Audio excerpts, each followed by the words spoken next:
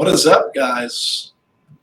This is Bob, obviously. I'm here with John and Kyle. We're doing a podcast for basically breaking down the DraftKings Millionaire Maker. It's called Road to a Million. That's what we're kind of going for. Did a podcast last year. Going to do simulcast podcast type thing this season. Me and John try to get guests on. Kyle just second place the MLB Millie, Kyle? I guess, yeah. I don't know. I didn't know half the players in my lineup. And I see you've hung your check behind me to remind me that I wasn't even close. I was still 1/5 of what you got. Yeah, John, how's it going with you? Since the last time we talked, you're a new dad, so how's that all going? What's life like? Yeah, going good, man. I'm just excited to get the band back together. You know, it's been like 2 years since we talked football together, so I'm excited to hear your guys' thoughts. Obviously excited for week one. Like you said, this is a show based on tournament strategy, so anybody that starts commenting about cash games, we're probably going to mute you and kick you out. This is all about tournament strategy and game theory and that sort of thing. So definitely excited to get this NFL season started the right way. Yeah, we're all pretty much at different spots right now. John's over at FTN. Kyle just got a job at CBS. I'm at Run Pure. So if you want to check out any of our content, you can go to all those sites. Let's kick it off. Let's hit on week one. I don't want to spend too much time basically talking, like chit-chatting. We can hop right into it. Cleveland at Kansas City. Total 6.5. Kansas City's favored. Total opened at 53. It's up to 54.5. Kyle, I'll start with you. What's your thought process in tournaments just for this game? Yeah, I mean, you've got to imagine, like, when you get the prices, how long ago did we get these prices? Like a month ago? More than a month ago? There are so many mispriced players that it's going to be so easy to pay up for this, like, you know, Mahomes, Tyreek Hill stack, run it back with Odell Beckham, who probably isn't even that expensive.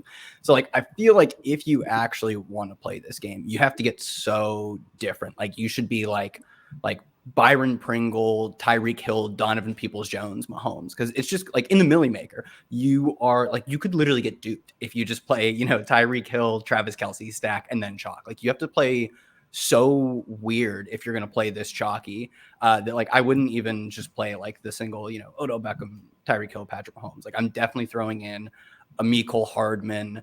I think arguably you could even do like a Clyde Edwards-Helaire or something on the Chiefs side.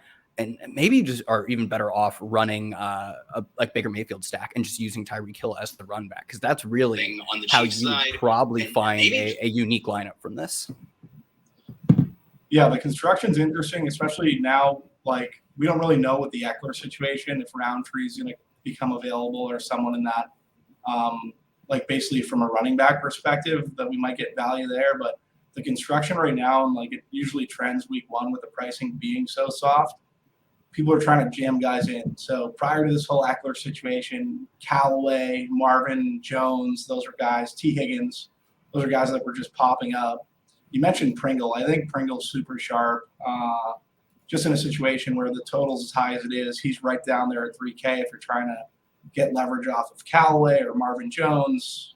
He's a guy in GPPs, large field GPPs, if you're stacking with Mahomes. I don't hate that construction at all. John, what's your thoughts around this game in general?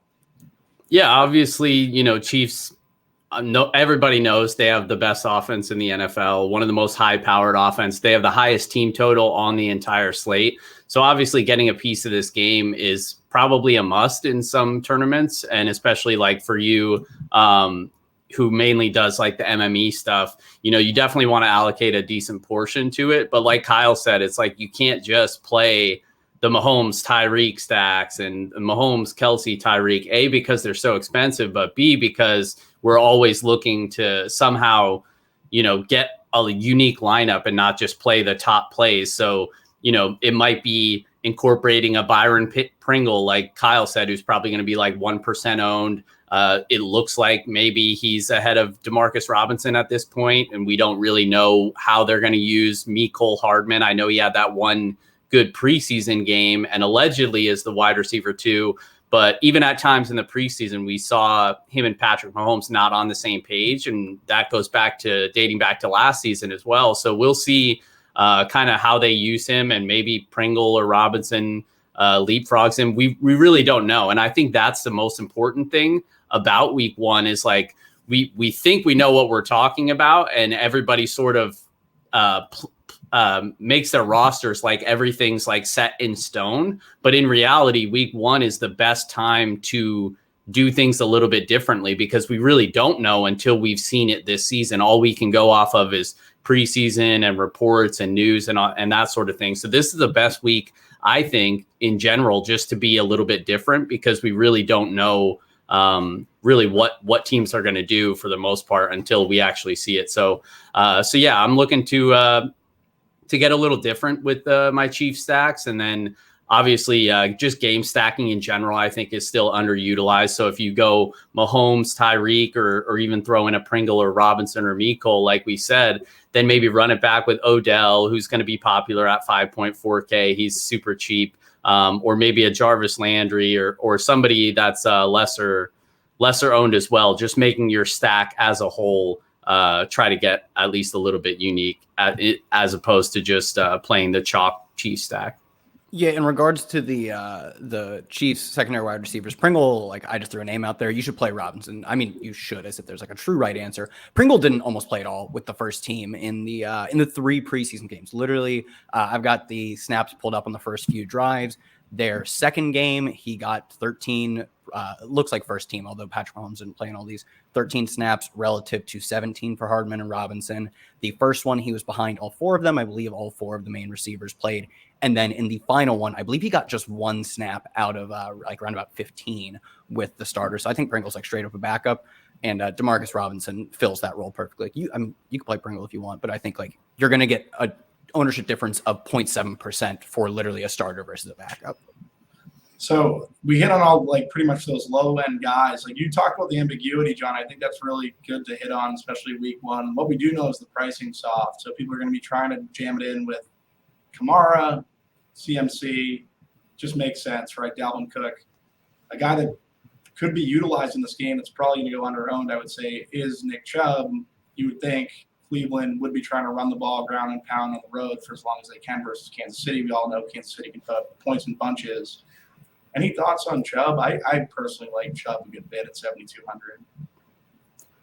So I actually don't really like it. I know I think he had a pretty big game against the Chiefs last season, or maybe it was 2 years ago. I know he's obviously a good player, but just from like the macro sense that like he's not a pass catching running back and they're almost more than likely going to be trailing in this game. Like unless they get out to an early lead or he does a lot of his damage in the first half, like I think we're going to see a lot of Kareem Hunt there. Like I said, he just doesn't catch passes and it's not like he's that cheap either. So it's really just, maybe a way to get different with a low owned running back in a high team total. But overall, I think there's probably better plays, even in tournaments at the running back position this week.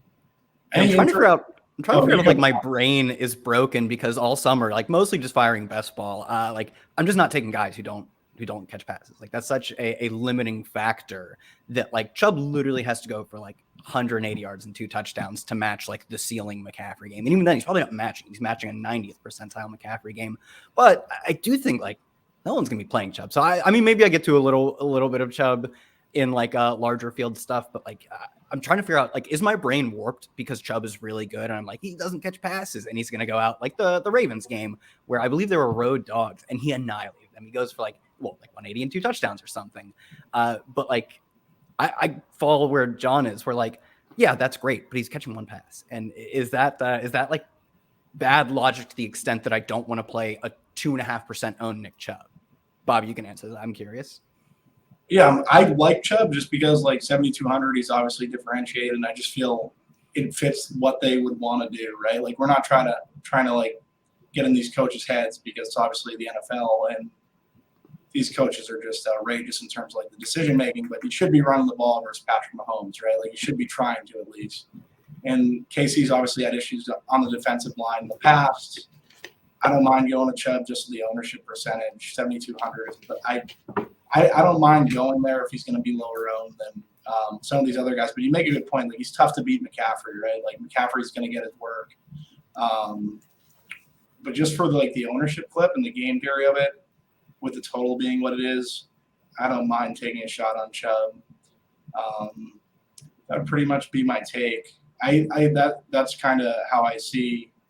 Like a lot of these guys, I think people will try to differentiate with Beckham, Landry. I obviously get Kareem Hunt, but Chubb just at 7,200. I just think you get leverage there when people are going to go other places if he's lower owned. Yeah, that makes sense. Especially if he does come in truly low owned, especially are you playing him to correlate with Mahomes, or do you think you're playing him in the event that Browns come out, hold the Chiefs to 21, which for their prices actually is a pretty bad outcome for the Chiefs, and Browns play ball control, and the Chiefs do let their opponents run. I mean, they've talked about that's strategically what they want to do, because they're enjoy your 5 yards a carry while our quarterback throws for 8.9 yards per attempt. It's the Bills, I believe the Bills lost the game where they ran really well against the Chiefs, and the Chiefs don't care. Chiefs we're going to put up 35 on you. You can't put up 35 running the football. But that works out well for opposing running backs in terms of fantasy stats, not for their real life, because the Chiefs don't lose. But would you use them as negative correlation because that's the outcome the Browns want? For Nick Chubb to succeed, the Browns want. It would be difficult for me to. It would be difficult for me to get into. You make a good point there. Thinking about running Chubb versus Mahomes, you're obviously lowering Mahomes' ceiling in that situation. But the numbers with Mahomes just throwing the football, Mahomes can make up the ground. It's just the price tag isn't the greatest this week. That's why his ownership's coming in where it is. John, what are your thoughts? Yeah, I think like Kyle said, if you're playing him, I think you're hoping for that 180 rushing game with 2 touchdowns.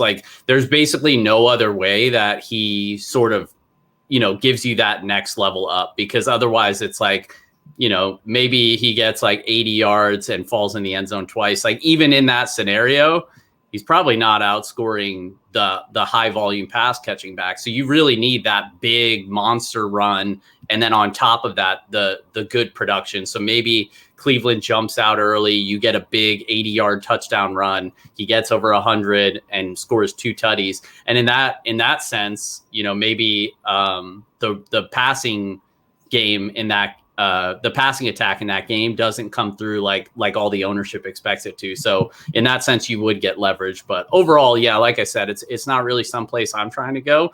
But I also don't play as many lineups as you. So that is a way to get unique on a high, popular rostered game.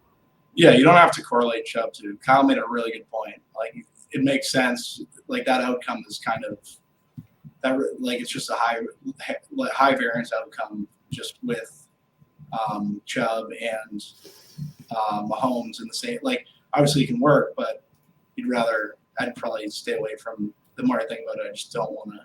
Maybe I don't want to have too much Chubb and Mahomes. All right, next game. We have Arizona at Tennessee. Tennessee -3. They're the favorite. Opened at 52. Lines to 52.5. John, what are your thoughts on this game? Where are you going? Who are you targeting? Yeah, so this is probably going to be one of the more popular games on the slate, if not the most popular. It's tied for, I think, the second highest over-under on the slate. It's the second highest over-under on the slate. Kyler Murray, 7.6K. He's obviously always got one of the highest ceilings in the entire NFL. He was a guy who the first 10 weeks of the season before the shoulder injury, he was almost like a must roster at quarterback. Every single week I was just jamming in Kyler Murray because he was just putting up monster numbers in terms of DraftKings. That's his type of ceiling. So I'm always looking to roster Kyler Murray. I know the rushing fell off after the injury. He wasn't really looking to run as much. I'm assuming he's a full go and full healthy this season, so that we'll see the rushing come back. So at 7.6K, that's affordable enough on a slate where we have so much cheap value at the running back or wide receiver positions, where I'm okay with paying up at quarterback. I know in general, for the past 5 years, whatever, we always try to look to pay down. And there are some cheap options at quarterback this week as well. I just think it's unnecessary when you have a quarterback like Kyler Murray that can go get you 35 plus on a slate where you're probably going to need 30 from your quarterback. So Kyler's definitely going to be one of my most owned quarterbacks this week. Aside from that, obviously you could stack him with D-Hop. Always love D-Hop. I know he's expensive though. One of the more expensive wide receivers. You have Chase Edmonds at 4.6K. I think that's a little bit cheap for a guy who's going to catch passes on DraftKings. I know he's probably not going to be like the goal line back with James Conner there, but that's another situation where we really don't know what that usage is going to be like. What we do know is Chase Edmonds is going to be the pass catching back. So I think he's cheap enough to take a decent amount of shots on just because he has that pass catching floor. Maybe they do end up using him in the red zone. We don't know yet. And then on the flip side, I think there's a couple options you can run it back with. I'll let you guys get into that. But yeah, this is definitely going to be one of the more popular games on the slate, in my opinion. Kyle, what are your thoughts on both Tennessee or Arizona? Yeah, so I agree that I think this is going to be a really popular spot. Like I've said, I think the chalk is going to be like stratified, right? You're going to have a lot of like 47 total games, like the 7th highest total game that no one's going to be playing because you don't need to go there. You have so much good value that you can literally get as many players as you want from the 52, the 54, the 51 point total games. And I think this game will be a product of that. And I think maybe the only spot we don't get it is I don't think Derrick Henry will end up being super popular because I think people have kind of come around to the idea that all else being equal, you want Kamara, you want CMC. Even Dalvin Cook catches way more passes. He's not the elite pass catcher, but he's a way better pass catcher, at least used more as a pass catcher than Derrick Henry. I don't think Derrick Henry is going to be pretty popular. And that's the time you play Derrick Henry, right? It's when Derrick Henry is not popular. He has such like with Nick Chubb, I find it difficult to really get excited about him because even on the days where he's a very efficient runner, he's giving up 9-10 carries to Kareem Hunt and still not catching passes. Derrick Henry is not giving up 9 or 10. He's hardly giving up 2 carries to any of his backups. And now his primary backup's on IR. He's not going to play the first game. So in this spot, I think Derrick Henry will end up being one of the only unpopular or at least less popular players because it's easy to pay for these guys and it's a good spot mathematically, projections wise. And I was just pulling this up over the past 2 years. Derrick Henry has a negative correlation with his opponent's quarterbacks and obviously a positive correlation with his own defense. Like if you want to play the Millie, if you want to send yourself either in first place of the Millie or probably last, you'll probably get last. Derrick Henry, Titans defense against all of the very affordable with all of our value Kyler stacks. Yeah, I think that's a good point. I'm pretty bullish on the Tannehill side, just going to guys like Julio and A.J. Brown. I think it makes a lot of sense paying up at receiver just because everyone's going to be spending up at running back. I love the Kyler Murray stack, so he's obviously going to be super popular. I think you can skinny stack him with DeAndre, or you can use Rondell Moore as like that 3K punt if you're trying to fade like a Marvin Jones in tournaments, or a Callaway for that matter. But I like the skinny with Hopkins and Murray. But going back to Tannehill, A.J. Brown, and Julio, like that construction is going to be totally differentiated and just get you to a different build. And like Tannehill has the rushing equity. He's definitely cheaper, 6,500. If Jalen Hurts becomes chalky in that range, he's right in the middle there. And then Josh Allen's up at 74, so he's kind of right in between them. And I think Tannehill will be less owned, and he has the weapons that I like. This is the game type that I'm going to want to be attacking. So don't mind going the Tannehill side. And I liked all the points you guys made on Kyler. Like you never dislike Kyler. The only thing is, I don't know if I'd play Kyler and Edmonds together, but John, I think you hit on that. I just don't like they negatively correlate, but Edmonds at 4,600, like it might not make a difference. You want to touch on Kyler Edmonds correlation if you think that if you don't want to go there or you wouldn't correlate that, what would you do? Yeah, I think they're actually fine just because Edmonds is used as a receiver. Like I know in terms of the goal line, but we really don't know if Edmonds is going to get the goal line anyway with James Conner there. I think if you're playing them together, I think Edmonds is cheap enough to stack him there. You do like a Kyler, Edmonds, D-Hop, run it back with A.J. Brown or Julio or however you want to do it. But I do think there's, a path to where Kyler gets there, Edmonds gets there. If he catches, 6 balls for 50 yards and gets a receiving touchdown, then that helps Kyler and him obviously. And then D-Hop is going to get his either way. So I think that's fine. But I agree with both you guys. I think Kyle hit on Derrick Henry, getting him at a low own cost. And I know it's sort of similar to the Chubb thing like we talked about, but it's really not because Derrick Henry is a dog and Derrick Henry is good. Like, not that Nick Chubb Wait, isn't, whoa, but like, Nick Chubb's not good. not that he isn't, I know you're not. but let's be honest. Like, Derrick Henry, there's no denying, like, the big dog's going to get his. Like, I wouldn't be surprised any week if Derrick Henry, like, I'm over the days of fading Derrick Henry. I've tried to do it way too many times. I've lost enough money doing it. Oh, the days. Oh, how we remember those days. Like, every week we're like, well, just fade Derrick Henry. He's going to be 30%. And he just runs it down my throat with 200 rushing yards and 5 touchdowns or whatever. So, so I'm on the big dog train always. If you're going to get him at low ownership, and that's another one where the game itself is going to be very popular and stacks within the game.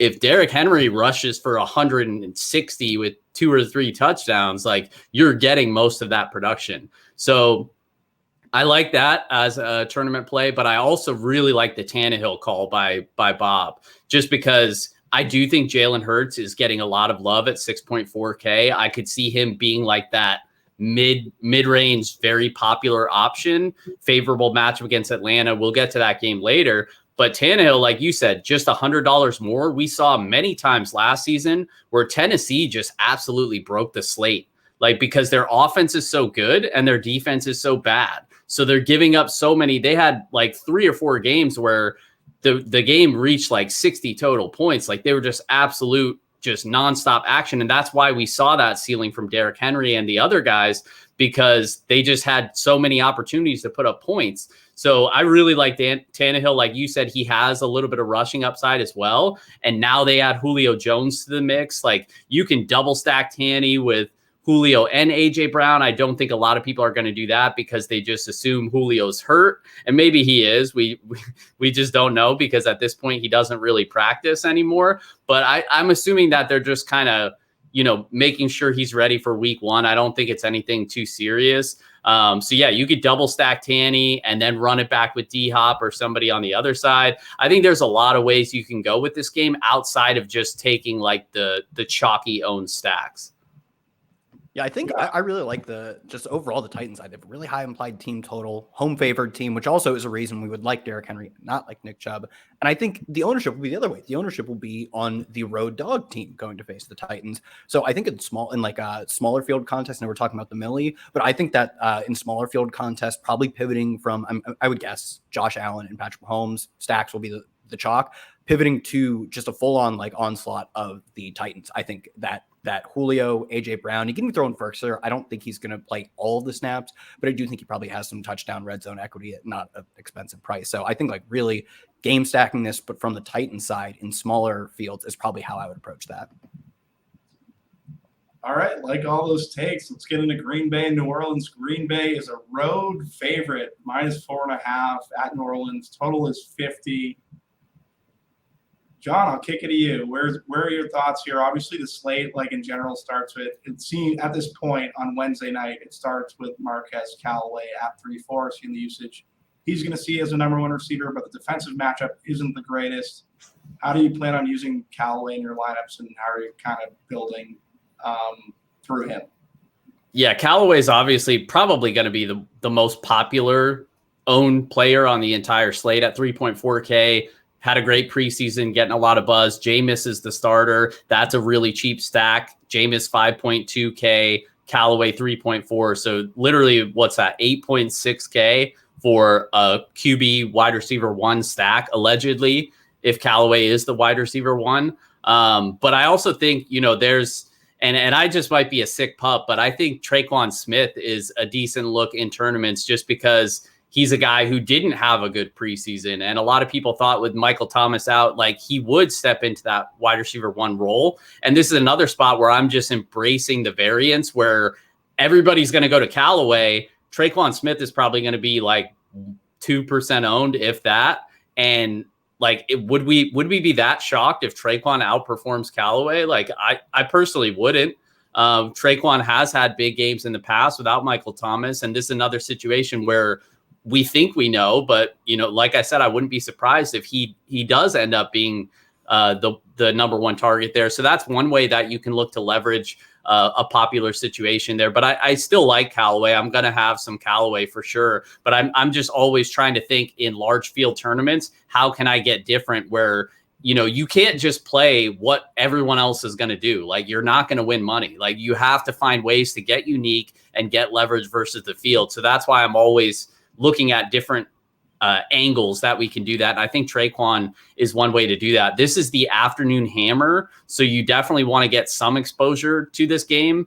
It starts at 4:30, and it has one of the third highest over under on the entire slate. So you definitely want some exposure to it. Aaron Jones always has a big ceiling on the other side, on the Green Bay side. And obviously the last dance stack with Aaron Rodgers, Devontae Adams is always in play as well. I think the last dance input there. That was the Pippen Jordan. Well, that's also one of them tweeted it out. It was Devontae Adams tweeted out them too. I think as we go on at some point, the next game, John's gonna be like, I think this is the fourth highest total game. And then after that, I think it's the fifth highest total game. It took me a minute to realize Bob was going in order and not just 1 p.m., 1 p.m., 1 p.m., and then 4:30. So yeah, I caught up now. Thank you. Yeah, but the way you're talking about Callaway is the way you have to play it. I probably would just rule out one-off Callaway. Like, you'd have to play such a weird lineup for like chalk 3,400 receiver who's probably just a punt gunner is worth it. Like, there is such a real chance that he goes out and like they throw 2 deep shots to him, and that's it. That's actually, it turns out, just his role. And Alvin Kamara plays like a receiver light role, and Traquan Smith shows back up. And like Jawan Johnson, the receiver converted tight end, actually plays. Like, they play 2 tight end and they throw their tight ends a lot. There are just so many easy paths to failure for a player. Like we talk about, the variance is so high in week 1. We think we know so much, and it's probably the week we know the least. Like, we just have no information. So I think maybe you can double stack, Callaway, Adam Troutman if he's healthy, and Jameis. But I really think I'd probably put a rule in my line, like in my I'll use Fantasy Cruncher, but whatever optimizer you use, that no one-off Callaway. It's just, it seems, given that I expect he'll be the chalkiest punt wide receiver, you're not giving up that much by pivoting off him. We just don't know that much about him. If I made my own projections, I would have him as the target share leader on this team and the air yard share leader, but I would be really cautious about that. There'd be large error bands around that. And because of that, yeah, like I'll play some Jameis stacks. I think I'll end up getting on some Jameis stacks if he's not that popular. We've got the salary, so maybe paying down at quarterback won't be as common of a construction. So maybe this is one way to do it, is Jameis, Callaway, and probably still another player, because it's not like Jameis is going to be rushing a lot. So that's probably the only way I get Callaway in my lineups. Yeah. Starting from the top, where like John kind of hit on it, it's 5,200 to play Jameis. Darnold's popping in a ton of optimals. Slight pivot there. Callaway, you're differentiating going to Jameis. Jameis will probably pick up steam. John, you hit on Traquan Smith. Deontay Harris down at 3,200. I don't hate it all. And if you're playing Callaway, Deontay Harris together, you can triple stack and go to Kamara with Winston. Like that whole situation, they're so cheap. Like, it's just, you can pretty much play everyone in this game and just stack up the 50-point total.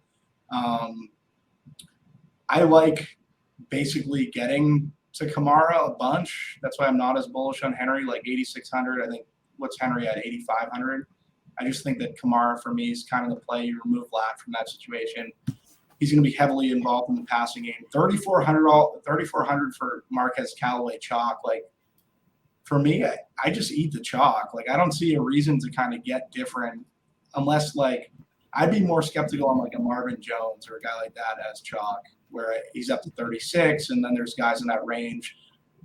Like Randall Cobb in this game is in that range. Like, there's a ton of guys.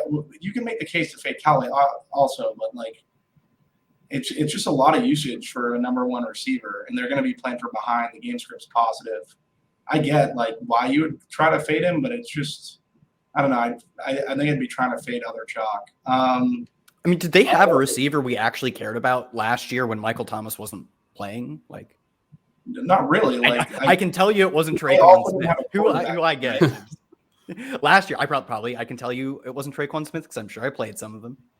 I definitely did, and it didn't go great. No. They didn't have a quarterback though too at that time, right? Like, they're using, like, Taysom for a good part of the year was playing quarterback, so just like, I don't know.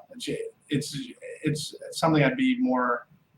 At 3,400 for Callaway looks good. Like, maybe you just eat it. 3,400.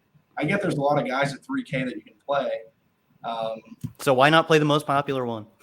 Yeah, so that's my thing. Mm-hmm. That's my thing is like, obviously Callaway projects. The reason he's going to be one of the most popular is because he projects as a great play in that range. But I just think there's so many other ways you can go. And it doesn't mean I'm going to fade him. Like, I'm definitely going to have some shares. Yeah, but first, playing him. Yeah, exactly. But for like MME and stuff like that, like there are definitely paths to where he doesn't get there. And for a guy that we think is going to be the most popular wide receiver on the slate, like what if he's just not the wide receiver one there? What if the offense just lays an egg with Jameis? What if Kamara just munches, who we all like Kamara, like 8.6K, like you said, Bob, like target hog, like he's going to be the number one focus regardless. Juwan Johnson is there on the same team as a 3K punt who could get some volume.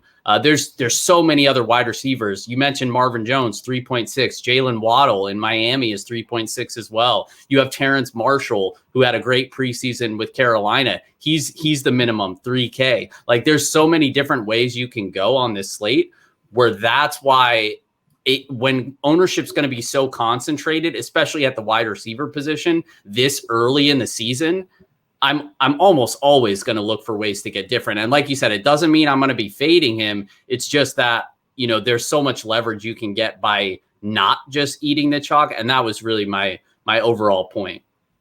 I'll say I'm fading him. I'm totally like not. I mean, I might have like a small percentage at all. I won't go to zero, but like I'll be damn near zero. I'll have a little bit of Jameis that I'll play with him, and that'll be it. But like I think you said, like I think people start to clue into like Jameis being like generally a good fantasy quarterback, probably not a good real life quarterback. So I think Jameis ends up being popular too. So no, I think this is probably an easy spot for me. The opportunity cost, I think it's just like relatively low. Like yes, Callaway is going to project better than if you ran 150 lineups without any rules, he probably shows up at 150. And I just think it's such a fragile projection, as John was saying. We just know so little.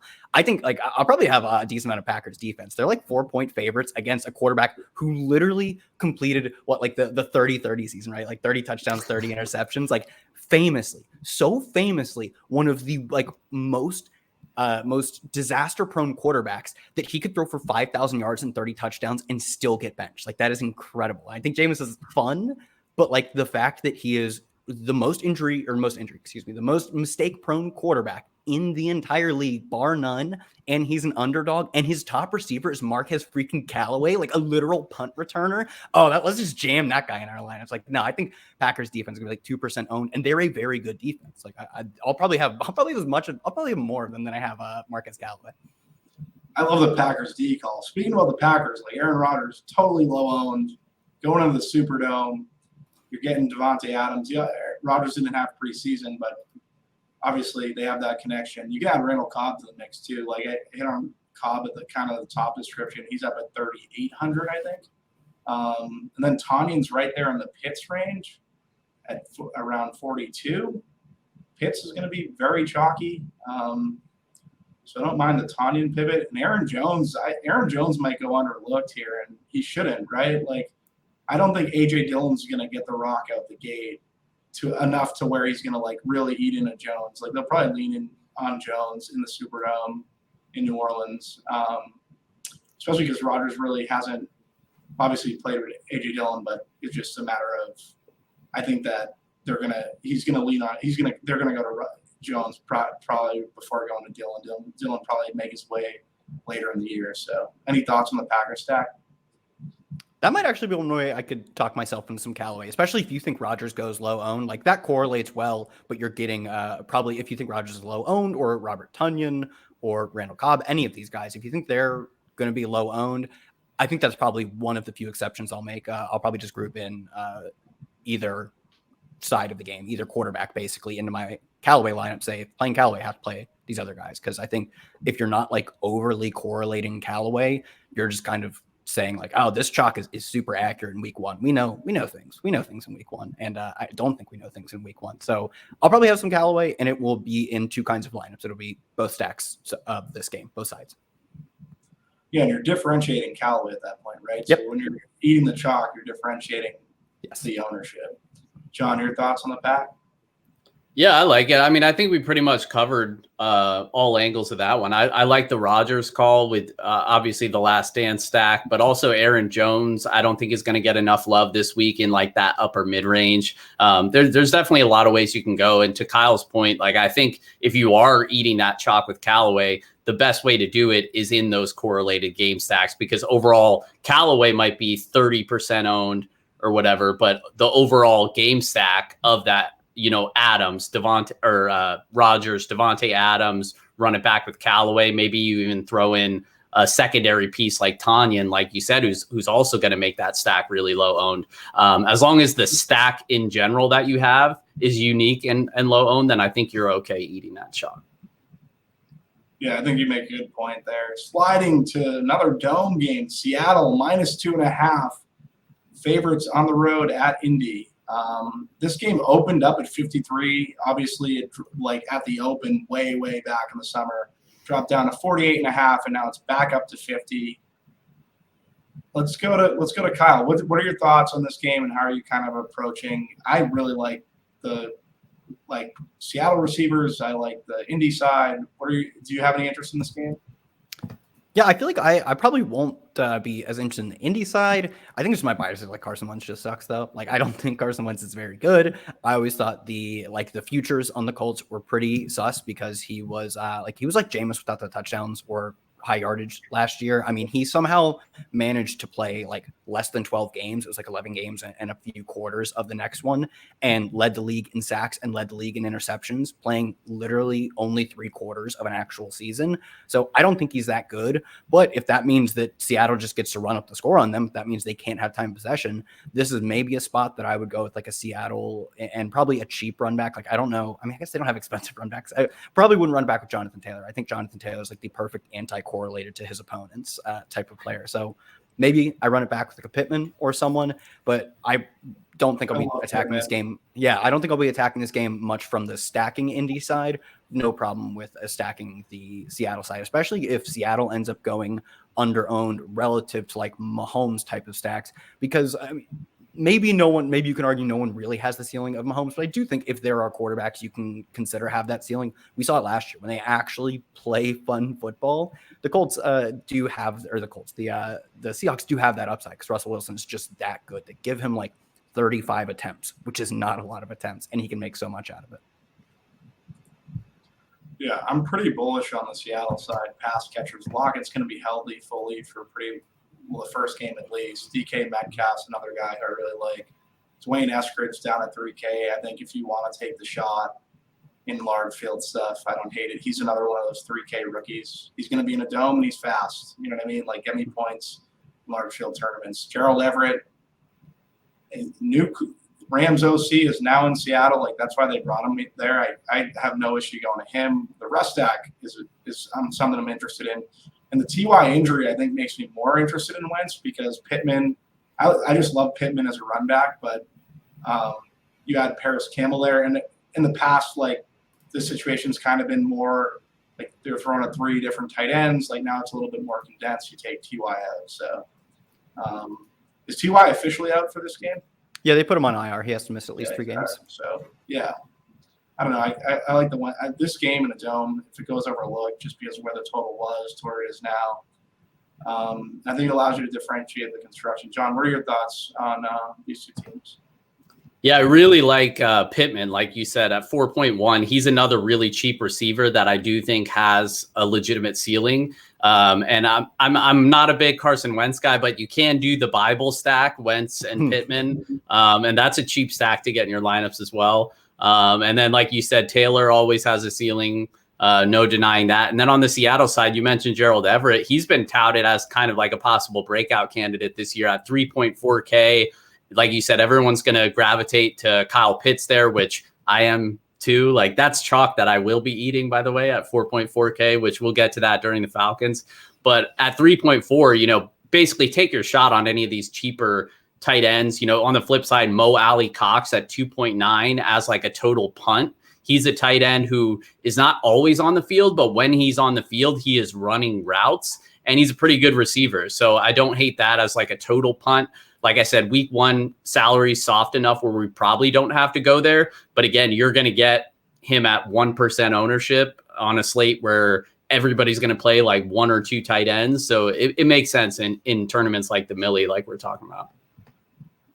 Yeah, pulling up correlations, I like the Gerald Everett and Dwayne Eskridge call because over the past 2 years, the wide receiver 1 and 2 in Seattle have been negatively correlated, which isn't awfully surprising. Like we have like vivid memories of only having one of these players somehow get to 200 yards. Like I do think like Tyler Lockett got 200 yards at one point, and DK Metcalf probably went like 3 for 40 that game. So I think using those secondary pieces, the Everetts, the Eskridges of this game is a really good way to pair with your, DK Metcalf or Tyler Lockett. I think they're both in play, but I don't think, given that you spend a lot to get the whole core, and then 2 years of data isn't a lot. It's what, 32 games. And if I'm looking at playoff data, 36 or whatever, I don't know.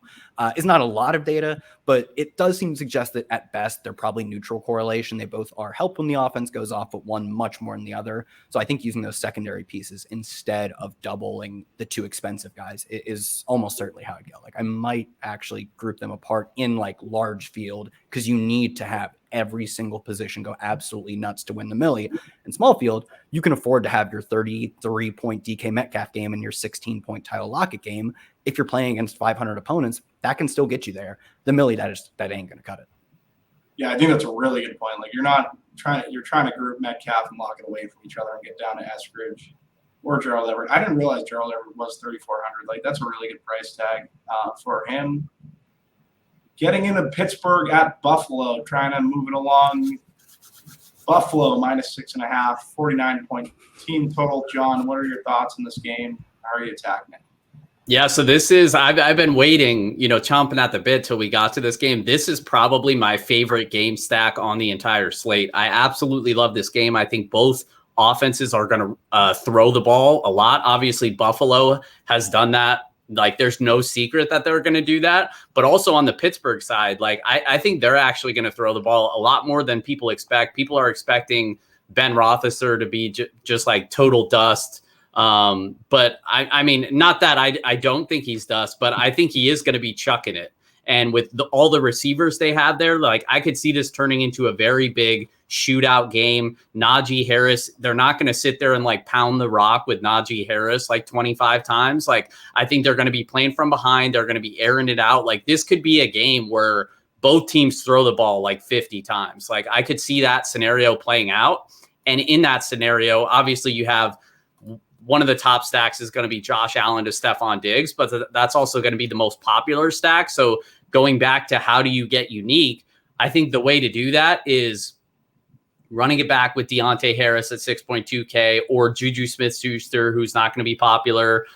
You could take shots on Chase Claypool. I really like Najee Harris. I want to be early on Najee Harris. I think he's 6.2 or 6.3. So he's pretty affordable. I think he's going to be catching a lot of passes. So if Ben's arm is a little dusty, then, he'll be checking down nonstop to Najee Harris, who does have game-breaking potential. So I just think there's so many ways you can attack this game, but also doing it in a way where it's not just the super popular Josh Allen, Steph Diggs stack. With all the other games being popular that we already talked about, there's so many ways outside of Diggs and Allen that you can get low ownership. And I think, like I said, this game has the potential to be like the top shootout of the slate. I think double stacking Diggs with a guy like Gabriel Davis makes a lot of sense at 3.4K. That's a guy who a lot of people were ready to say is like just irrelevant after a couple like useless preseason games. And then of course he catches like that 50-yard touchdown. And then all of a sudden he's back on everybody's radar. I think they're going to use him similar to like how they did last year. I know Emmanuel Sanders is there, but that's a guy who I do think is a little bit dusty. So who knows if he's even going to be healthy throughout the season. So Gabriel Davis, I think, is a low owned way to get high upside in a game that I think is my favorite target on the slate. So I definitely want to hear your guys' thoughts, but I think there's just so many ways to attack this game on both sides. Yeah, I wasn't super interested in this, but you have sold me. This is a position I immediately. I mean, I haven't broken down. I haven't made all my lineups yet, so I'm not like solidified in how I was playing. And when Bobby said, I was like, I don't know, Pittsburgh. They're like old and dusty Ben Roethlisberger. They drafted a first round running back. These buffoons. But we saw last year. I mean, they were one of the highest teams in situation adjusted passing rate. It was because they weren't good at running the football, but I don't actually know if they'll be good at running the football this year, because part of the problem, like James Conner is not bad. Their offensive line was god awful, and they did like nothing. They might have gotten worse because they had the guys retire and guys leave. So I think if they just continue to, at least in this case, where they're underdogs, where they are forced to do what they did last year, which is like, I don't know, we just have to throw a ton of passes, which is all they did.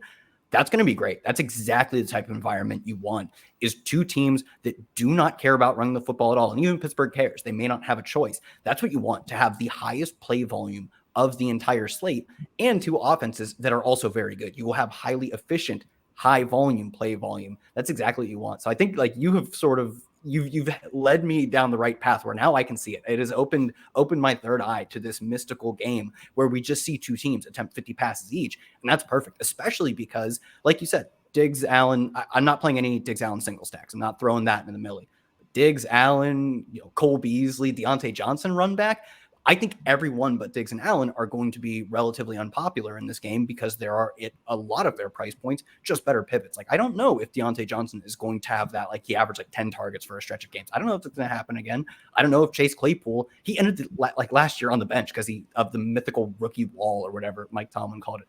But that's uncertainty that I'm buying into because no one else is. So I think if you view this game from that lens, which now I'm starting to, like, it's a great game to really like onslaught with. Like, I think because Pittsburgh, like Ben Roethlisberger's not rushing any in or whatever, and they're underdogs. They just might not score any rushing touchdowns. You can even double run back this game, and the Bills just throw so much and so efficiently that you can double stack too. Like, I think it could be a 3 Bills, 2 Steelers pretty easily type of like stack that even wins the millie. And I'm not as fond of like super game stacking a game in the millie, but when they're so cheap and you can just play this lineup with, Christian McCaffrey or Kamara, I think that has kind of the potential of a game stack that could win the millie. Whereas normally I'm usually just running like 3 from one side and 1 from the other. I think you could push it to like 3-2 at least.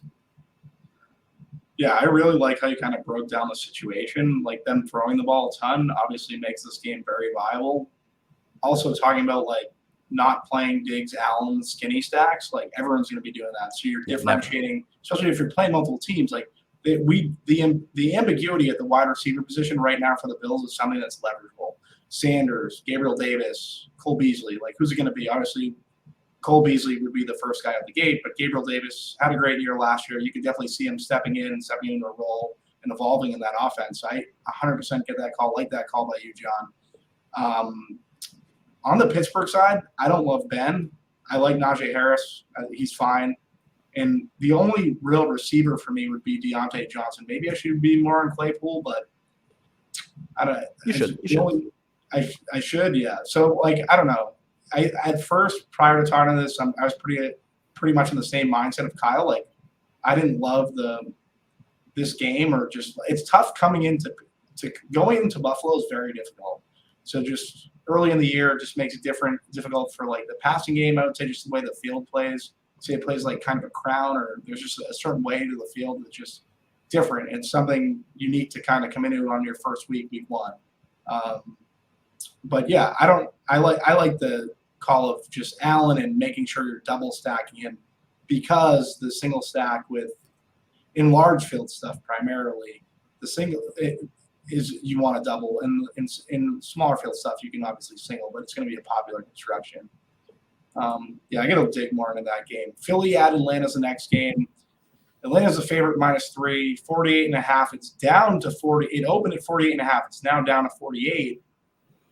Jalen Hurts seems like he's going to be pretty chalky as a QB, or just gaining steam relative to his early week ownership. John, what are your thoughts on this game? I know you said you liked Kyle Pitts. Where are you kind of going? Yeah, Kyle Pitts is the obvious one here. Everybody likes Kyle Pitts, 4.4K. I think the reason why this is a little bit different for me than the Callaway situation is because you have to play somebody. Yeah, you have to play somebody at tight end. And I legitimately think there is potential we're going to get Travis Kelce level production at half the price. Like Kelsey's 8.3K this week. That is absurd to see a tight end price like that. And it's not that he doesn't deserve it going up against Cleveland. We talked about that game earlier. But like I said, Kyle Pitts is like, he's basically a wide receiver. And Atlanta has nobody outside of Calvin Ridley. I know they have Russell Gage, Zacharias, I think is how you say his name, the other dude. Like, I'm not expecting them to take a bunch of volume. Like, I think it's going to be Calvin Ridley, and I think it's going to be Kyle Pitts. And Kyle Pitts at 4.4K, I just think he has a massive, massive ceiling. And like I said, you got to play somebody at tight end. I don't think you're sacrificing much going from Kelsey to him, and you're saving like $4,000. So that's why even in tournaments, I think Pitts is fine. I'm just going to look to get my stacks, like the Allen stacks and those other stacks that we talked about. I'm going to make sure that they're unique so that I'm able to eat that chalk at tight end. But on the flip side, on the Philly side, I'm expecting Ertz to be pretty popular. He's gotten some love. That's a situation where I would look to be underweight. I think I like Jalen Hurts. I know he has the rushing ability. I still think there's a lot of risk on the Philly side. Just in general, like we've seen it a lot where the Eagles will, and you know, I always like, I don't really have a favorite team anymore, but I always like am kind of like a bandwagon, you know, Eagles, PA, whatever. But it's like the same thing every single year. Like even when they're expected to be good, they end up like looking terrible. Like I could see a spot where they just look really bad early on in the season. And then if you are targeting Hurts, I think you could stack him with Devontae Smith. I think you could even go Smith solo at 4.5K. I think he's cheap enough where even in a scenario where the Eagles offense kind of lays an egg, he still produces at such a cheap price tag. So that's really the only way I'd be looking to go on the Philly side, maybe some Miles Sanders, but I don't love it early on in the year, even against Atlanta. But yeah, I'm definitely more interested on the Atlanta side with Calvin Ridley, but mostly Kyle Pitts for me. Yeah, I really like the way you described the Kyle Pitts thing. Is like, I think there are a lot of players comparable to Marquez Callaway. None of them as good, but I think if you look at the distribution of Callaway games, there are players who have a meaty overlap with Callaway. Not as good, because I think Callaway projects the best of those punt guys. Like, I think Pitt's range literally includes playing like Darren Waller or Travis Kelce from the jump. And that is something that literally the two players I just named and George Kittle are the only players who you can say have that kind of range. Whereas like a lot of punt receivers could end up taking the field. Like, you know, like Mecole Hardman, Demarcus Robinson can play 28 snaps for Patrick Mahomes and do just bombs two to them. Like, that can happen. Whereas you're not going to get like 12 targets from any tight end that isn't one of the three best tight ends, or maybe Kyle Pitts. I can't guarantee that, but I can guarantee you like Tyler Higbee isn't doing that. Like, you know, Dallas Goddard in this game is literally might not even be his team's starting tight end because somehow Zach Ertz wheedles his way onto this roster. Like, I think the opportunity cost is actually quite high. So I'm comfortable eating probably a lot of the Kyle Pitts chalk. I think I'd be interested in double stacking from the Atlanta side, because I think they have the potential to basically just throw to two players, and one of them is very cheap in Kyle Pitts. On the Philly side, I just like a team I just might X out. Like, I think Hurts, like John Kelly said, another team with like systematic risk. Hurts was PFF's lowest graded quarterback last year, I believe. And I liked him as a prospect, but like that's data we have to take into account. And if he's going to be everyone's like punt quarterback du jour, it's so easy to just say like, he wasn't good last year, like at least from a passing perspective. And the other problem with that is I find it really difficult to play quarterbacks who, one, I can't double stack, but I'm not even sure I can appropriately like allocate a single stack to him. Like, is it going to be Devonta Smith? Is it going to be a Jalen Reagor bounce back? Does Dallas Goddard, like at the beginning of last year, Goddard actually did get a lot of targets, then Zach Ertz ended up playing a little bit and he didn't. I don't know how to identify the stack. I do not feel comfortable double stacking. So that just means my lineup is less correlated, and you need some requisite level of correlation to make it to the top of the millie. I think I saw on like ETR's podcast that like the rate at which top 1% teams double stack their quarterbacks was well above the rate that the field did. So if I'm playing a quarterback, I almost necessarily can't double stack. Maybe it's best that I just don't play him. Yeah, I think that's a really good take. I think like basically the breakdown of Kyle Pitts was fantastic. This game is going to be targeted by a lot of people. Every time I talk to people that just probably don't play as much or just in the industry, they look to like Philly and Atlanta. And you made a great point. Like, it's very tough to double stack Jalen Hurts. Like, are you going to say you don't want to single stack in and a millionaire maker out of a million people. Like it's tough to win that way. Devontae Smith, Jalen Reagor, I like those guys, but I don't really feel comfortable in the double stack with Jalen Hurts. Like, what's Jalen Hurts' passing prop? I just want to look real quick. It's got to be low 200s, if that. His yardage, yeah. What's his yardage prop for? I don't even know. I can't even pull it up. But like Lamar Jackson in the past, like people want to double stack Lamar. His yardage prop is like 180 yards. You can't even have two people hit the bonus. Doesn't make sense. Yeah, so I don't know how much I love this game as opposed to pretty much everyone else. I think we're all kind of lukewarm. The Atlanta side is projecting really well, but I don't know if I want to play Matt Ryan. We didn't talk about Mike Davis at 5'4". I like Mike Davis at 5'4". He has the potential to be a 3-down back, you would think. It's just a matter of like what's his usage going to be entirely. The price tag's nice. Everyone's going to be paying up at running back. Yeah, I don't know. Like Pitts, Mike Davis, Calvin Ridley, and then I'm just not as high on this game as I feel like a lot of people are going to be. Yeah, I hope it gets that way. That's kind of my initial thought is I think people will be particularly high on this game, but I don't think it offers a ton outside of Kyle Pitts and maybe just the overall Falcons because you can get a lot of air yards from Calvin Ridley. I don't think it has like a ton to offer relative to like what you want to build in GPP winning lineups. So I hope people are on this game because I'm not going to be, and I think that's good leverage. John, do you have a final thought? No, the last thing I'll say, Kyle kind of touched on it, was maybe Zach Ertz. If you are targeting this game, 3.8K, he's cheaper than Goddard. And this is a guy who nobody thought was going to be on the team. And then all of a sudden things start looking up. You start to see a little bit of positive reports about Ertz towards the end of the preseason. Like, would you be shocked if he's out there the same amount of time as Goddard is or outproduces Goddard? Like, I wouldn't be shocked at all if he got more targets than Dallas Goddard. So if you are targeting this game, that could be a way to get unique at a tight end position where everybody's going to play the other tight end in that game. But I think that's more of like, if you're playing 150 lineups, like Ertz should not be like a core target this week. So for me, I'm probably just going to eat that chalk like we talked about at Kyle Pitts, but I think we can move on to the next game. Yeah, I would just stay with the Pitts. You did a great job breaking down Pitts. Like, I don't know, Zach Ertz, if you're going to play him, week 1 would be the week, right? Like, these older guys, you want to play them early. Burrow, Minnesota at Cincinnati. Cincinnati's a 3-point favorite. The total was at 48. It's down to 47. Kyle, want to get into this game? T. Higgins is going to be very chalky here. Yeah, I think this game, at least from the Cincinnati side, they play in that same way where like as soon as even if they're winning, but especially when they're losing, they completely stop running the football. So I think this is interesting to play from like the Burrow double stack side because Burrow was on pace to have like a top 5 all-time pass attempt season last year. I mean, he had I think he literally had a game with like 60 attempts or something. They just completely unleash him because they have no other choice. This defense is so bad. Last year, their rushing attack wasn't great. I mean, I know Joe Mixon like this most of the year, but it was also, again, because they had a bad offensive line, which is a really useful predictor to figure out if you will actually be able to run the football, often more so than the actual running back themselves. They don't have a better offensive line in a very meaningful way. I think they throw a ton of passes. I do agree, though, like the T. Higgins chalk, it depends what your lineup looks like. Like if you're not playing Callaway and you're not playing like all of the expensive running backs, you can probably get away with T. Higgins, Tyler Boyd, and Joe Burrow, and then run it back with someone interesting on the other side.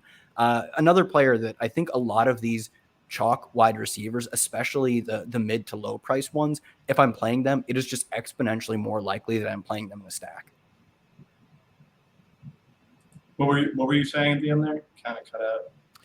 Like the chalk wide receivers, especially the cheap ones, it's so likely that I play them in like a stack, probably double stack too. But it's just like if I'm playing Callaway, I want to be far over leveraged where when Callaway goes off, oh, that means Jameis Winston went off. That means the game was probably an exciting game. So you wanted something from the other side. And if Jameis Winston went off, maybe you wanted Troutman. I want to slingshot my Callaway lineups ahead of everyone else's or hope he fails. But I just don't want to shoot for that middle. And that's probably how I'll play like someone like T. Higgins too. Yeah, and Mixon is just like popping tremendously. So if you're stacking Higgins and Boyd or Higgins and Chase. I don't know if I'm going to be on Chase, but Higgins and Boyd, I don't mind that. I think Burrow's ownership is going to kind of depreciate as the week kind of continues. Maybe that's a bad take, John. What are your thoughts here? Yeah, so I actually have a pretty strong take here. I think this is another situation where, I mentioned the risk with Philadelphia. I think there is potentially even more risk with Cincinnati. Kyle touched on the offensive line, which they didn't really improve whatsoever, even after having like the worst offensive line in the league, which doesn't make sense when you have a quarterback like Joe Burrow coming off the ACL injury. Hopefully they would protect him better this season, but we'll see. I just think there's a lot of risk where obviously they have Jamar Chase now, and we saw there's definitely roads to where they throw the ball 50 plus times. But I think this is another spot where everybody's just gravitating like, oh, Cincinnati, they're going to throw a lot. They're going to be playing from behind. They have T. Higgins. They have Jamar Chase. They have Joe Mixon. They do have talent. But if the offensive line can't protect him, and remember, he had a really rough preseason, Joe Burrow did. None of it really looked good. Like this could be a spot where the offense just completely flops. And if they're going to see a decent amount of ownership, that's a spot where I'm going to be looked to be underweight here. And I actually think Minnesota rolls in this game. Like, are we not just smashing Minnesota -3? Like, why are they only favored by 3 points here? Like, I know this is a DFS show, but that just seems like a total steal to me. I am going to be betting the Vikings -3, but yeah, like I said, I mean, this is a spot where I could just see them getting blown out. And if they're going to be a popular target, then I'm just going to be underweight to it. Like, I like those pieces. I have a lot of those pieces in best ball. Joe Burrow's one of my highest owned quarterbacks, but that's what I think is going to be more so towards the end of the season. Like, I think it's going to take some time for those young guys like Jamar Chase and even Joe Burrow. It's going to take time, especially with a bad offensive line that's still growing together as a unit. It's going to take time for them to build throughout the season. I don't think week one, they're just going to come out and light the world on fire. So I think Minnesota dominates here. I think Dalvin Cook is a great play on a slate where we have so much cheap wide receiver value. I'm okay jamming in like a Kamara, Dalvin or something like that. So yeah, I really like Dalvin Cook. I know Justin Jefferson's a little bit banged up. It looks like he's going to play. But you can always target the passing attack as well with Thielen, Justin Jefferson, and then obviously now with Irv Smith out, we have Tyler Conklin as a total punt at 2.9K, I think, is Tyler Conklin. So if he's going to be that extra guy there in the passing attack, I don't hate that target as well. But yeah, so I think Minnesota dominates here. I'm mainly targeting Cook in this game, but I could really see a scenario where the Bengals stacks are popular and they just completely flop. Yeah, I feel like if you're not like Xing if they do end up chalky, like I don't know. I'd be lukewarm on playing the Burrow stacks. I like T. Higgins, 4,700, good price. Cousins on the other side, he's down at 6,200. I don't trust Cousins, but I do love Thielen in this spot, especially like you're removing Irv Smith, those goal line touchdowns. Thielen had 14 touchdowns last year. Cousins looked for him at the goal line. Obviously, you hit on Dalvin Cook. Dalvin Cook's a fantastic play.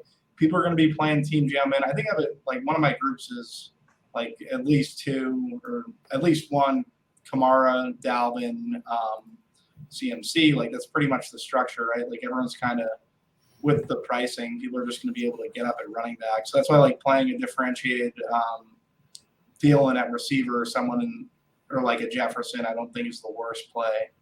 If you think that Minnesota doesn't like absolutely trounce them, which I could see that happening as well also. Next game, we have the New York Jets at the Carolina Panthers. Carolina's a 5.5 point favorite, 45 point total. Sam Darnold's like really coming in at like all the projections I'm looking at as a 5K quarterback. I can see a lot of the cash guys kind of going to him. You need Crowder news here, Jameson Crowder, if he was to sit. I don't know if we've got that yet, or I haven't really checked anything the last 2 hours. But Elijah Moore at 3K, I think would be someone that would be popular for at least the sharper cash game players. I think they'd definitely go down to him. He might start hitting optimals in that sense. Kyle, what are your thoughts on this game? Obviously, Christian McCaffrey's the guy we're paying up for in pretty much every week until he's above 10K. Where are you kind of looking here? Yeah, I'm interested to see if this game becomes everyone's quote sneaky game, because I know this is a total that has been bet up like 2 points already. It's becoming that. Yeah. Yeah, right. I think it might end up being like that.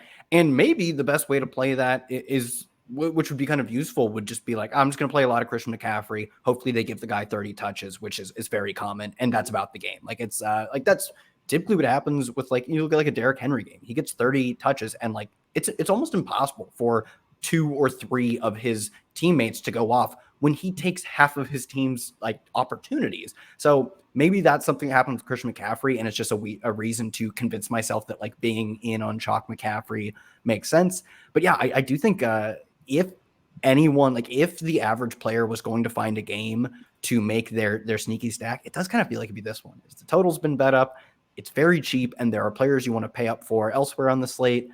The only thing is like, I hope Corey Davis is popular, because he's like, I'd be so excited to fade him or pivot to Elijah Moore. He's a guy who like got really popular in like drafts and best ball at the end of the season because he had like one good preseason game where he saw all the targets. Elijah Moore didn't even play in this game. Like, oh yeah, I guess if you have no other receivers with you, sure, you'll get a lot of targets. But like, I hope people play Corey Davis, because I will play literally anyone in this game but him if that happens. You don't like Corey Davis? Corey Davis looks like he has a good rapport with Zach Wilson. Get down Zach Wilson 5K. Darnold, I like both QBs in this game. No one's really taught. Everyone's kind of on Darnold. I don't mind Zach Wilson. It makes me want to throw up in my mouth talking about a Jets quarterback. But Corey Davis is cheap. Elijah Moore is cheap. And you're differentiating McCaffrey, egregious chalk, likely. So I don't hate it. Like if you're playing large field stuff. John, any thoughts your way? Yeah, I don't have a lot of thoughts on this one, to be honest with you. It's one I'm less interested in. I'm with Kyle. I've always hated Corey Davis. It just seems like every year somehow he gets buzz. And it was like he had, what was it, one game last season out of like the 3 or 4 years he's been in the league. He's had like one big game. Over like 200 best ball drafts. I think I have 0 Corey Davis outside of like maybe I auto drafted by accident. But yeah, anyway, to Bob's point, I think running it back, because Carolina is going to be super popular. There's no doubt about that. Darnold's popping at 5K. He's going to be popular. You get cheap stacks with DJ Moore in the mid 6K range, Robbie Anderson 5.7. And then obviously Terrace Marshall, who we think is going to have a role right out of the gates here at 3K, the Stoneman. And then, as a tight end punt, Dan Arnold, 2.6K. I know who knows what his role is going to be, but he is the starting tight end there, and he is very, very cheap in a popular game. That's one way to get a little bit different. But I think CMC is the main target here. But like I said, to Bob's point, running it back with these Jets guys does make sense, because that's going to be a way to get a little bit unique, because I don't think the Jets are going to be really owned whatsoever. But again, it's really not a game that I'm keying on outside of like Christian McCaffrey. Oh, this is a good defensive spot. Jets defense against Sam Darnold, like iconically, a terrible quarterback. And he doesn't even get the fun Jameis stuff where he throws cool bomb touchdowns and stuff.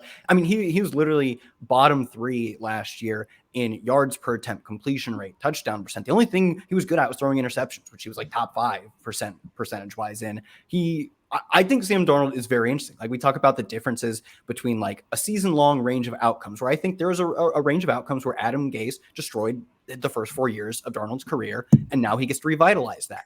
But I think if he's going to be popular in week 1, he was terrible last year. And what was he before that? Very bad. And the year before that, he's been nothing but bad in his career. And if this team is going to be chalked for narrative-based reasons, Jets defense, I don't care. Jets defense is not good. They're not a good defense. They have like a good run stuffing unit, and that's it. They have a terrible secondary. I don't care. Like Sam Darnold has faced so many terrible secondaries, and he throws all of them interceptions. So if this game, I think, is going to be the popular sneaky game, it ends up being not sneaky, I would love to play Jets defense. Now that's only contingent on like Darnold being the guy everyone plays to jam in the good plays. If that, things open up elsewhere, maybe I don't go with that route, but I do think like that's a spot I have circled, is Jets defense against a terrible quarterback. Yeah, I like that take. We should also touch on Robbie Anderson and obviously Sam Darnold, little coming home cooking. So narrative there if you're for it. Yeah, let's try to get through these last 4 so we kind of speed this up. Don't worry, it won't take long. Yeah, these are pretty much the games like we're gonna not want to talk Yeah. too much about. San Diego -1 favorite at Washington, 44.5 is the total. I like McLaurin, like Logan Thomas, like Fitzpatrick. Eckler's injured. We need to wait on news there. Kyle, John, what are your thoughts? I could care less about this game. I think like one-off Keenan Allen is probably fine, but like the total's low. The teams I don't think have like some sort of incredible shootout potential like we talk about, with Pittsburgh. I think a lot of the market is baking in the fact that we expect them to go run heavy, which makes some sense. They drafted a first-round running back, and they talked about all offseason how they don't think the rushing attack was good enough. But if that is not the case for one game, this game could go nuclear. I don't see like real paths to that in this game. So it has some one-offs. I think Antonio Gibson, if he finds a way, like Curtis Samuel looks quite unlikely to play in this game. Like Antonio Gibson could end up being this 3-down back that we all wanted him to be. I'll probably have a lot of one-off Gibson over the field on him because I just think he is a far superior talent to basically everyone in this offense but Terry McLaurin. So outside of that, it's one-offs. I think maybe you could correlate those two. If you key boost, you key boost Keenan Allen and Antonio Gibson, Mike Williams, sure, but I don't know. This game to me is kind of bland with so many games on the slate and so many good totals and totals that I don't think will be explored in optimal ways. Like we talked about getting, Kelly getting me interested in this Buffalo game or whatever. I don't think you need to go this deep for like a full-on game stack. Yeah. Go ahead. Okay. I was just going to say, I'm pretty much in the same boat. Like I do have interest in the one-offs, like Kyle mentioned, like obviously McLaurin, he's one of my favorite wide receivers in the entire NFL. I pretty much play him every single week, and he's super affordable, 6.4K, I think. Very affordable. Antonio Gibson is a mid-range running back that has a ceiling, but we're really not sure on his pass catching role, so I don't like completely love it. I really think McLaurin and, like you mentioned, Bob, Logan Thomas as one-offs are probably the only way I'd be looking to go. I would have interest in Austin Eckler, but before we started the show, you guys told me he's been banged up, so we don't even know if he's really going to play at 100% this week. So that pretty much just takes me off all the Chargers. Outside of Keenan Allen, he's always going to get his. Like I do think the Chargers offense in general has a ceiling, but just not really week one against Washington, who does have a strong defense. So I'd be looking at Chargers at different times throughout this season. I don't think week one's the spot here. Yeah, I think you guys pretty much covered it. These last games are going to be shitty. San Fran -7.5 at Detroit, 44.5 is the total. Like Raheem Mostert is probably the only guy I have like relative. We're not game stacking this. Maybe St. Brown on the Detroit side, but that would pretty much be my only interest in large field stuff. Kyle, what are your thoughts? Yeah, I mean, I don't even know if I play St. Brown because I think like Tyrell Williams was banged up, but if he plays, I would project him to be the number one receiver, but it's such a fragile protection. It totally could be St. Brown, or it should be TJ Hawkinson too. But like, what is the ultimate outcome? Is that you get a large share of a team that wants to establish the run and has Jared Goff as their quarterback's passing yards. It just seems like you're not paid off when you're right. So no interest on that side. Another game like it's just do we really need to be going here in this game? Raheem Mostert, kind of interesting, super big play potential. I think over the past I think 2 Mostert's years, more interesting than Mostert's more interesting than what the script like basically said. Yeah, that's a good call, especially like you look at how he scores. Like he needs 2 plays to get it done. I believe for the past 2 years he has the 2 fastest runs by next gen stats. Like he's being faster than Tyreek Hill and like Mecole Hardman. And he's facing a defense that like this is the reason like David Montgomery got pumped in like the 3rd round and pumped up like 7K on DraftKings last year because he just destroyed the Lions once. Like it's such a bad defense. I assume they're favorites, even if they're on the road or whatever. Maybe he loses. Obviously, he's going to lose some carries to Trey Sermon, but he was never a guy where like we got to jam in 25 Mostert carries. He gets there on 17 or whatever. They're big favorites, so that's actually a pretty sharp play. I think that'll go overlooked because there are so many good options at running back. He's a decent option, but his ceiling is just as high as the good options, and he won't be owned in that way. So that's a good call. Yeah, that was the one play I had highlighted in this game as well. I like me some Mostert. They have a healthy team total, and we know Detroit is one of the worst against running backs historically over the past couple of years. So I love the Mostert call. I think that's really sharp by you guys. And then if you are going to target anyone on Detroit, I think Tyrell Williams, assuming he's healthy. Is he healthy? I think he's going to play. I know he's had like the supposed questionable tag, but I don't think it's like a serious thing. Yeah. Because I mean, he's cheap. He's going to be the wide receiver 1 there. We know he's going to use him down the field. So if they are going to take shots with Jared Goff there, I think he'd be the guy. But again, that's like, for guys like Bob that are playing 150 lineups, that'd be really the only way that I'd be looking to get exposure to the Detroit passing side of the football. Wow, these games are getting bad. Pats at Miami. I mean, Miami at the Patriots. Patriots are a -3 favorite, 43.5 total. Mac Jones, 4,400, not stacking him. I do have interest in James White, pretty much for the same reason that, and Damian Harris for that matter. Like both Patriots running backs, I think you can make a case for. I think Damian Harris up at 5,200. Not sure on James White's price tag, but Mac Jones is going to target him more than Cam Newton would, and he's one of those like cheaper running backs, I guess. On the Miami side, only guy I'd be interested in playing is Gesicki, but I'm going to have a lot of Pitts, and I know John made good points not to fade Pitts. Kyle, what are your thoughts in this game? Yeah, it's a game I have like so little interest in because the Patriots are probably going to play in a way that is like specifically conducive to not scoring a lot of points on either side of the football. John mentioned football. Yeah, that's not going to score like any points. It's going to be maybe Damian Harris gets there, but like Damian Harris, the only thing you can say about him is he's like leverage Nick Chubb. You could get the same amount of carries from Damian Harris as you get from Nick Chubb. So, but I wasn't interested in Nick Chubb. It's just a price thing. So you could go there. I wouldn't object to it because I don't think he's expensive, and I'm sure he's not going to be particularly popular.